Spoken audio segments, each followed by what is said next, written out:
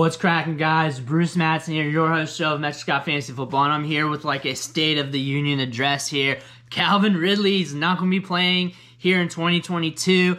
Got busted for gambling, going to be out for a year. We all heard the news. Whatever you feel about that, drop in the comments, but we're here more to talk about his dynasty value.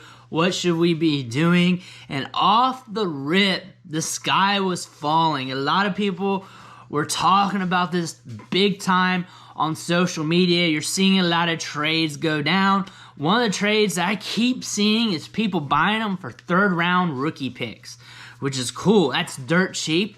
Third-round rookie picks, I'm all in for buying. I'm not all in for selling, though. I feel like that is very low to sell off on, mainly because what are you getting with a third-round rookie pick, especially this year? If you've done enough mock drafts, you know the third round in this 2022 rookie mock draft landscape is a deep, dark place. The odds of you hitting on any of those players are very grim. What, you're looking at 10% less hit rate in the third round, probably 5 to 10 or something like that. There's numbers out there somewhere.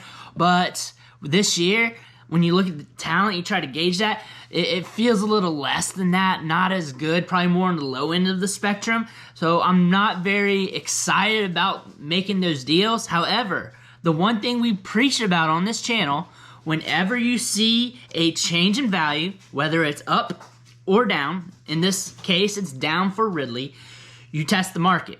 You test it when there's blood in the streets. It's time to buy, even if it's your own blood. That is the old adage from the markets. There's blood in the streets right now in the dynasty world. That is time to shop. That is time to kick the tires.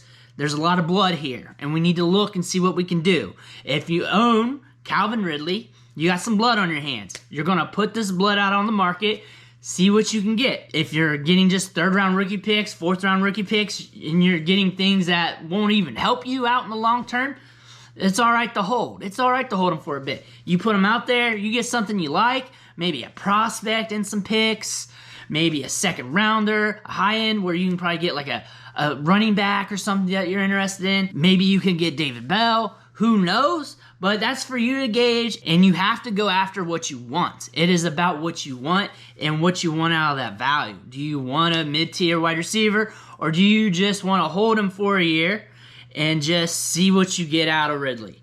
That's pretty much what you want to look at. Are you going to go after the prospect?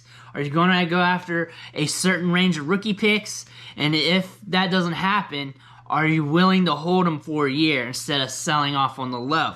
Also, you got to think about it this way. The farther we get into the season, November, December, out of it around January time, the closer he will be to being back, being eligible. With that being said, his value in Dynasty will slowly creep up. He's going to be an older wide receiver prospect. That is what is killing the market on him right now. The fact that he's missing a year and him being older, that's why he's going for so cheap. However, the next couple of years of potential productivity is going to drive his market value up a little bit. So if you can't get a deal done now for him at a good price when you're trying to sell him off, then I would see if I can get it later. And if you can, cool. If not, hold him. Hold him as long as you can. The worst thing that happens is you try to put him out on the market, nothing comes back at you, worth the price, worth your time. You hold him for a year, and you know what? He fizzles out, and you drop him. There's no difference between that and the third-round rookie pick that you were going to select that you would end up dropping anyways. Third-round rookie picks, of course, hold their value. You could have got more out of that. But at the end of the day, 5 years from now, when you look back at your Dynasty League, you're not going to remember that. Unless it was a player that you're into that hit, but the odds are it's not going to happen. You're playing the odds here, the risk-benefit scenario. When it comes to buying them, I'm seeing a lot of people paying third-round rookie picks, 2/3, fourth-rounders and a third, prospect and a third. I'm seeing that on Twitter, which means those trades have happened. I've also seen a lot of people make those attempts because they've seen those trades and get rejected. One thing I want to tell you to do, hit that market. Send those offers. Try and get them on that low. Try and get them for that cheap. See if you can do it. See if you can get them for dirt cheap off the market. Make that trade offer and see what happens. You want to make that dynasty manager tell you no. You want to make him tell you no on Ridley. You want to make him set the price for him. That's why we're setting him at that offer. And we can't say it's a low offer because it's been hit multiple times in other leagues and other scenarios, which means it could probably happen. You're probably sitting there watching this video going, you know what, my league's not going to do this. This guy's not going to do this. I wouldn't pay that for that. I wouldn't do this for that. Make him tell you no. That rando who manages them in your 20th Dynasty League, who is not paying attention, who doesn't care, who is overreacting, that could be that dude that gives you that steal. That is that dude that could make it happen for you. It may take 1 out of 20 tries, but if you don't try it 20 times, you're not going to get those deals happen. And I'm seeing them happen a few times on social media. Again, that's social media for you, but in the market right now, the streets is filled with blood, and you just have to test it. You do not have to make a transaction. That's the one thing. Do not be afraid to hold. Don't be afraid to walk away from the deal. Bar none. That's the one thing you need to know. You just want to test the market, see what happens. You do not have to buy. You do not have to sell. You just have to test the market, though. You have to be active, and you have to be quick on this. Watching this video now and reacting might be too slow. Probably would have been better if you did it last night. However, still your chance. You always got a chance when the trade's on the table. So take a look at it. Try to make it happen. But again, Ridley, trade price, change.